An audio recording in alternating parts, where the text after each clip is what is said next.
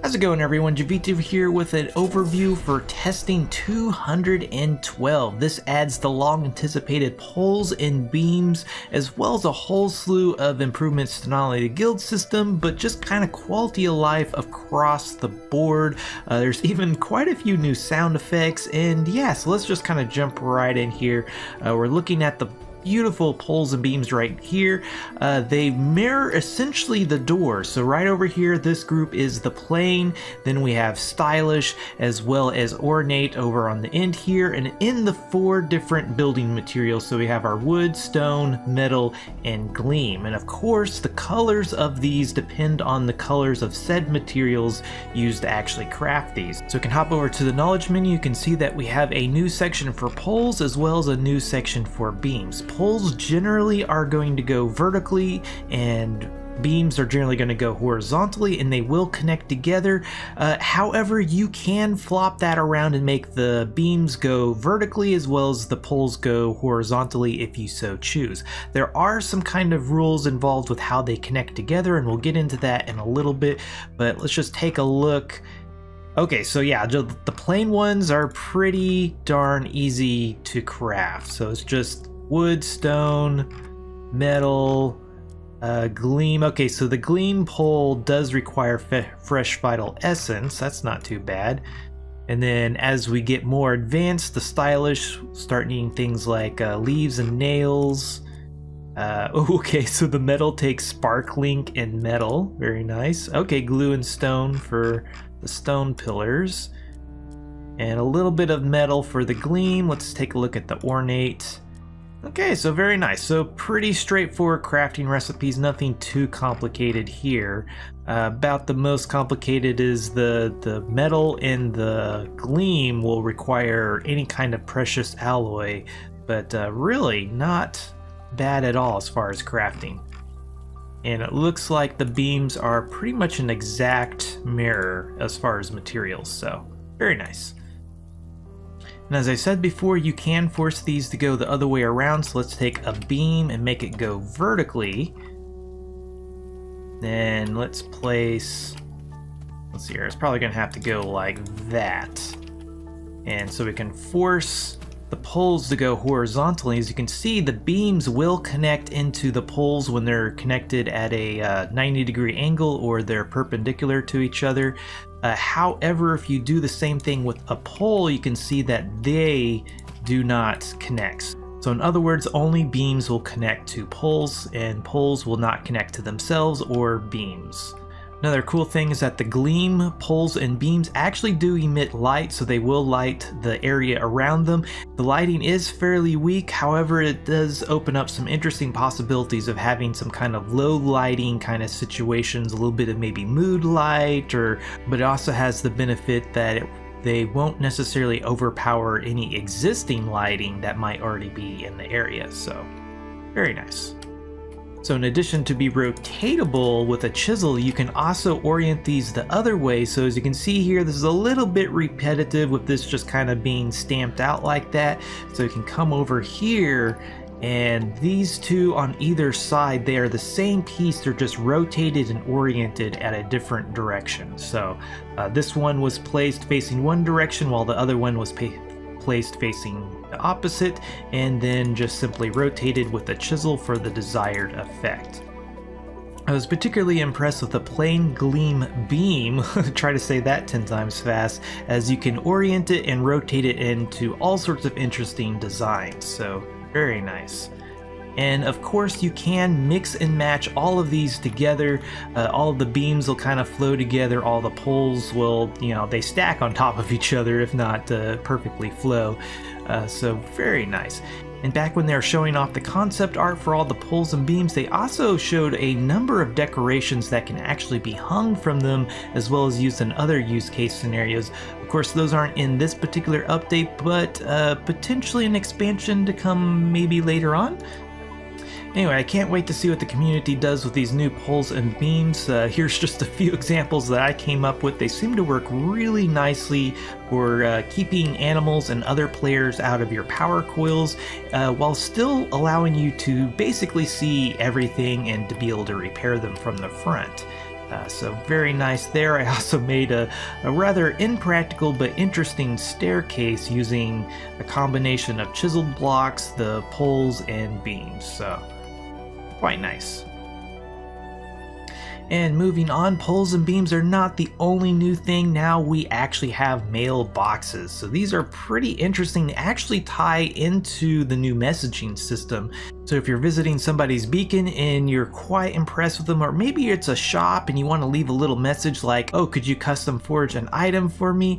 You can now interact with their mailbox if they have one set up, and it will automatically open up a private message as well as kind of a stamp of where you're messaging from. So the owner of the beacon will be able to see what beacon they're being messaged from, as well as, of course, get your messages. So very nice. If you try to interact with your own mailbox, it'll say you can't private message yourself. But let's hop over here to this other mailbox set up in a different beacon, and as you can see, it automatically opens up a whisper to the player. And if you look up here, you can see that there's a little icon denoting that it came from a mailbox and the name of the beacon. So very nice. Sadly, for the time being, you cannot leave items or mail items to players using the mailbox. However, there is the possibility of this feature being added. They just want to make sure that basically the handoff of items is a little bit more secure. It's not something they wanted to rush in case, you know, some bug pops up and items kind of maybe get misplaced somewhere along the way. And something I'm apparently trying to forget to talk about is that this patch is also adding in the Love Struck seasonal event, or I guess the Valentine's Day event, and this one is actually going to be based off of trading apparently. So from my vague understanding and looking at these items, you'll start off by crafting bunches of roses, which are simply made from 3 different types of flowers. There's 2 different recipes using all 6 of the flowers, or at least I think there's 6 flowers. And yeah, you'll trade these to other players from my understanding, and I guess it will generate this heart rock, which is a crafting resource used to craft the 3 decorations, which we have a romantic vase, which looks like, well, a flower vase with some flowers in it, as well as a romantic stone column and heart balloons. I'm particularly kind of curious about the heart balloons. So yeah, looks pretty interesting, and sounds like I need to go out and gather all sorts of flowers because just haven't really paid much attention to them. So Guilds has seen a number of improvements, fixes, and additions. One of the most notable ones is now when you're aligning a beacon to a guild, there's an extra option down here to allow the guild to basically own the footfall or control it. When you go to collect said footfall, it appears that it will be sent immediately to the guild, and only those that with the appropriate permissions can actually collect the footfall. This is so that you can truly designate an area as kind of like community property, and that basically alleviates the owner of the responsibility of having to collect the footfall and then donate it to the guild. So that is a very nice addition, especially for things like portal networks, as anybody with the appropriate permissions can now come along, collect the footfall, and then maybe immediately deposit it into a request basket for Oort shards, this, that, or the other. But speaking of donating coins, you can now open up the character menu, head over to guilds, and you can actually donate coin directly from here. So you no longer have to run over to the guild book or make your own guild book and set it up. So if you're out and about, collect some footfall, or maybe you want to donate a little bit of coin after collecting from your shop, you can now just open this up and effortlessly donate coin to the guild. So that is a very nice quality of life right there. Speaking of quality of life and guilds, especially if you have the Builder's Guild buff that increases block placement speed, there's been a wonderful quality of life improvement. If you're familiar, the block placement speed was pretty ridiculous, so yeah. But now there is an option to add a delay so you can reliably place 1 block at a time. This also works for chisels as well, so if you have a particularly fast chisel, there'll be a little bit of a delay while holding down the button before a second action is performed. You can find this setting by going to the main menu, Settings, under the Game tab. Then right down here, there is a block placement repeat delay. Right now I have it set on long just to make a point, but you can turn it completely off, short, medium, or long. So very nice. Another amazing quality of life for anybody that has multiple specs, especially if your different specs have different HP and stamina values. Now the percent is basically saved and automatically applied to the next spec, even if you have different values. So let's come over here, take a look at my core attributes. I only have 650 energy, but if we switch to this spec that has maximum zeal as well as the energy epic down below and make it our primary spec, we can see that we still have maximum energy, even though we now have 6,000 instead of 600. So that is very nice. Of course, it works exactly the same way for health. So right now we only have a green health bar, but if we switch back over to this other spec, we now have a blue health bar and we're still perfectly healed. It's good to note that this is only for switching skill specs, so if you swap some skill points around to get a little bit of extra health or stamina, you'll still need to regain those resources through the normal means. Another really important thing to note about guild machines is now the guild buff is actually tied to the machine it was activated on. So in other words, if I break this machine, it will actually cancel the guild buff. Also, if I remove the required power for the buff, it will also remove the buff. In addition to being some improvements to the parental system to work with the new chat, there's now a new option to interact. Go over to options and now you can add players to a blacklist. This is persistent through play sessions. There has previously been a mute option, but that has only been for that particular play session. So this will permanently block messages or interactions from this player, so they can't talk to you, they can't request friend requests or trade requests or anything like that. It's like they're not even there, basically.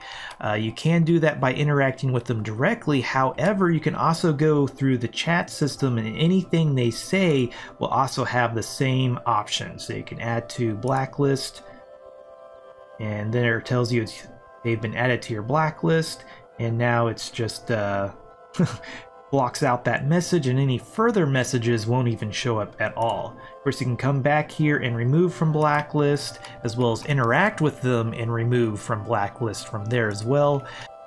Since I don't see a way to view your blacklist directly and edit it, I might suggest being a little bit careful on who you blacklist and whether or not you're 100% sure you never want to hear from that player again, because the only way I see to unblacklist somebody if you're on a different play session would be to hunt them up physically in the game and interact and remove them that way. Okay, well, I think that covers all the major changes pretty well. Like I said, there's been a whole slew of bug fixes, optimizations. A couple that kind of really stand out to me is there's a couple lines that is like improved performance with thousands of entities are added and removed at the same time. That sounds pretty interesting. And then there's another one, limit the number of visual effects played to help maintain frame rate during intense meteor events. So hopefully those really busy situations are a little bit smoother now and better optimized. So very, very nice. Anyway, this was Jiivita. Thanks for watching. If you liked this video, be sure to hit that like button, subscribe if you want to see more like this, and if there's anything you didn't like, please let me know down below. Also, if you like my channel, want to get cool perks, check out my Patreon page. Until next time, peace.